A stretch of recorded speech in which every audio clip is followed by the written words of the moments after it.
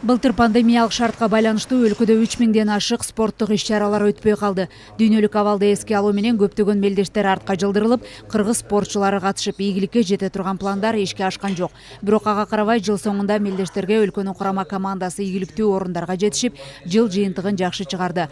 Тармакты өнүктүрүү багытында өткөн жыйынга вице-премьер-министрдин милдетин аткаруучу Элвира Сурабалдиева катышып, пандемиядан кийин спортко көңүл буруп, мектеп программаларында спорттук иш-чараларды көбөйтүү зарылдыгына токтолду.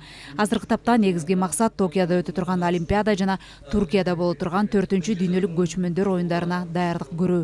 Азыркы пандемия учурунда дагы бул маселе өтө курчтурат. Анткени сергек жашоо образы бул оорулардын алдын алуу боюнча эң негизги курал болуп эсептелинет. Ошондуктан дене тарбия жана спортту калктын кеңири катмарларына жайылтуу максатында калктын дене бой жактан даярдоо нормативдик талаптарды ГТО мындан ары дагы жайылтуу керек.